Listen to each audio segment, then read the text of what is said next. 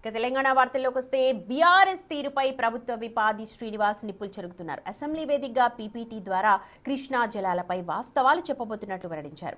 ఇన్నాళ్లు కాంగ్రెస్ తప్పిదమన్నారు, తొడలు కొట్టారు, ఇప్పుడు ఏమైంది అంటూ నిలదీస్తున్నారు. కేసీఆర్ ఒక్కరోజు కూడా సభలో ఉండలేదన్న ప్రభుత్వ విపాది శ్రీనివాస్తో మా ప్రతినిధి వాసు ఫేస్ టు ఫేస్ చూద్దాం. సమావేశాలు వాడి వేడిగా కొనసాగే అవకాశం కనిపిస్తుంది. నీళ్లు నిజాలు అన్న అంశం పైన అధికార కాంగ్రెస్ ప్రభుత్వం అయితే చర్చించబోతోంది. కానీ బీఆర్ఎస్ ఇప్పటికే వాకౌట్ చేసింది. అసలు బీఆర్ఎస్ ఎందుకు వాకౌట్ చేసింది, ఈరోజు ఏ అంశాలపై చర్చించబోతుంది మొదలు పడడానికి విప్ ఆది శ్రీనివాస్ ఉన్నారు. సార్ చూస్తా ఉన్నాం, ఏంటి ఈరోజు కేసీఆర్ ఆల్రెడీ మొదటి రోజు వచ్చి వెళ్ళిపోయారు, బీఆర్ఎస్ పూర్తిగా వాకౌట్ చేసింది. అసలు ఈరోజు ఏం చర్చించబోతున్నారు, ఏం చెప్పబోతున్నారు ప్రజలకు? వాస్తవాలను ఆ 9.5 సంవత్సరాల కృష్ణా జలాల్లో తెలంగాణకు తీరని నష్టము, అన్యాయం జరిగినటువంటి తీరుతెన్నులు, గోదావరి జలాలపై జరిగిన నష్టాన్ని ఇప్పటికే ప్రజలకు చెప్పిన సందర్భంలో ఈరోజు జూరాల నుంచి శ్రీశైలంకు ఎందుకు మార్చగలిగినరు డిజైన్ అనేది కూడా ఈరోజు ప్రజలకు చెప్పాల్సిన బాధ్యత బీఆర్ఎస్ పార్టీ అయింది. తమ్మిడి అట్టి దగ్గర నుంచి మేడిగడ్డకు మార్చి 36,000 కోట్లలో పూర్తి కాబడినటువంటి ప్రాజెక్టు ఈరోజు 1,00,000 కోట్లు దాటినా పూర్తిగాలే కుంగిపోయింది, కూలిపోయింది, బుంగలు వచ్చినటువంటి పరిస్థితి చూసినాం. అదేవిధంగా ఇక్కడ కూడా 36,000 కోట్లతో జూరాలలో పూర్తి కావాల్సినటువంటి రంగారెడ్డి పాలమూరు ప్రాజెక్టును ఈరోజు ఎందుకు శ్రీశైలం తీసుకొని పేరని చెప్పండి, దానిపైన చర్చ చెప్పాలంటే అరే కాంగ్రెస్ పార్టీ తప్పిదమన్నారు, తొడలు కొట్టిండ్రు, సవాలు విసిరిండ్రు. అసెంబ్లీ మేము వస్తున్నాం, ఇక భూమండలం బద్దలైనట్టు మాట్లాడు కేసీఆర్ గారు. ఏమైంది?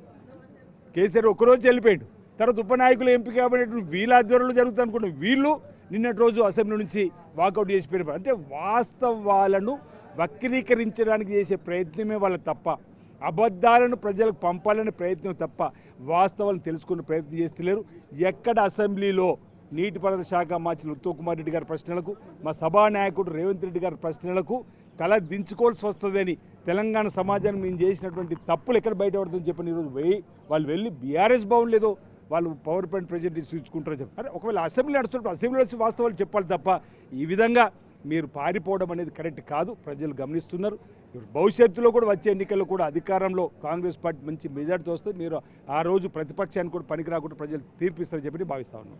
ఈరోజు బీఆర్ఎస్ సంబంధించి కూడా భవన్లో పీపీటీ ఏర్పాటు చేసింది, ఉత్తమ్ కుమార్ రెడ్డి గారు కూడా పీపీటీ ఏర్పాటు చేశారు. దానికి దీనికి ఉన్న వ్యత్యాసం ఏంటి, ఏం చెప్పబోతా ఉన్నారు? ఇప్పుడు ప్రభుత్వం పక్షాన చర్చలకు రమ్మని అసెంబ్లీలో బీఏసీలో మేము మాట్లాడతామన్నటువంటి వాళ్ళు ఎందుకు బీఆర్ఎస్ భవన్ కోతున్నారు? ఇక్కడ అవకాశం ఉంది కదా, మీరు మాట్లాడడానికి అవకాశం ఉంది. మీరు అడిగిన ప్రశ్నలు మీ సమాధానం చెప్తామంటున్నాం. మీ 10 ఏళ్లలో జరిగినటువంటి అవినీతి అక్రమాలపై చెప్తా ఉంటాం, మీ తప్పిదాలు చెప్తా ఉంటున్నాం. లేదా మీ 2 ఏళ్లలో తప్పిదాలు అంటారు. మీ 2 ఏళ్లలో ఏం చేసిందో చెప్తే సరిదిద్దుకునే అవకాశం మేము తీసుకుంటామని చెప్పి మా ముఖ్యమంత్రి చెప్తారు. మీ సూచనలు సలహాలు విలువైన ఇవ్వని చెప్పని అంటున్నారు. ఈరోజు బీఆర్ఎస్ భవన్లో వాళ్ళు వ్యక్తిగతంగా వాళ్ళ సొంత డబ్బాని కొట్టుకోవడమే అవుతుంది, సొంత డబ్బా చెప్పుకోవడం అవుతుంది, వాళ్ళ భజన కార్యక్రమంగా ఉంటుంది తప్ప అది వాస్తవం కాదు అనేది ఈరోజు అసెంబ్లీ వేదికగా తెలంగాణ సమాజాన్ని మేల్కొల్పే విధంగా నీళ్లు నిధులు నియామకం అధికారులకు వచ్చి ఈరోజు చేసినటువంటిది ఏదైతే ఉందో దాన్ని మేము ఎండగడతామని సర్ది తెలుస్తా ఉన్నాం.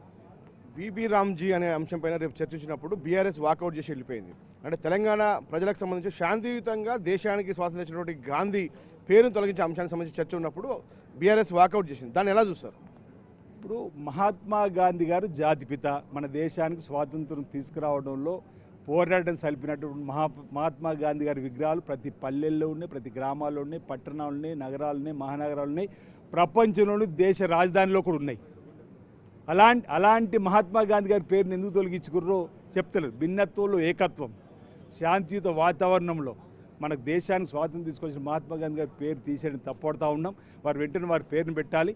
జాతీయ ఉపాధి హామీ చట్టంలో తీసుకొచ్చినటువంటి విధానాలు కూడా పొరపాటు ఉంది, వాటిని సరి చేయాలి. ఒక లేదంటే వచ్చే ఎన్నికల్లో దేశంలో కాంగ్రెస్ పార్టీ ప్రభుత్వం అధికారం రాగానే రాహుల్ గాంధీ గారు ప్రధానమంత్రి కావడం ఖాయం. అప్పుడు మహాత్మా గాంధీ గారి పేరును యథావిధి పెట్టుకుంటూ ఉపాధి హామీ చట్టాన్ని యథావిధిగా కొనసాగిస్తాం. ఫైనల్గా ఈరోజు చర్చించే అంశాలు ఏంటి, ఏ అంశాలపైన చర్చించబోతా ఉన్నారు, ఎలా ఉండబోతుంది ఈరోజు సభ? ఈరోజు ప్రశ్నోత్తరాల సమయం పూర్తి కాగానే మధ్యాహ్నం కృష్ణా జలాలపైన చర్చ ఉంటుంది. వాస్తవాలన్నింటినీ కూడా ప్రజల ముందు ఉంచుతాం. బీఆర్ఎస్ పార్టీ వాస్తవాలను వక్రీకరించిన అంశం చెప్తాం. బీఆర్ఎస్ హయాంలో తెలంగాణకు తీరని నష్టం జరిగినటువంటి అంశాన్ని కూడా ప్రజలకు తీసుకుపోతాం. ప్రజల న్యాయ నిర్ణేతలు బీఆర్ఎస్ పార్టీ తగిన బుద్ధి చెప్తారని భావిస్తున్నాం. సభ ఈ రోజుతో ముగుస్తుందా, కొనసాగుతుందా? అది బీఎస్సీలో తీసుకున్న నిర్ణయం ప్రకారం నడుస్తుంది.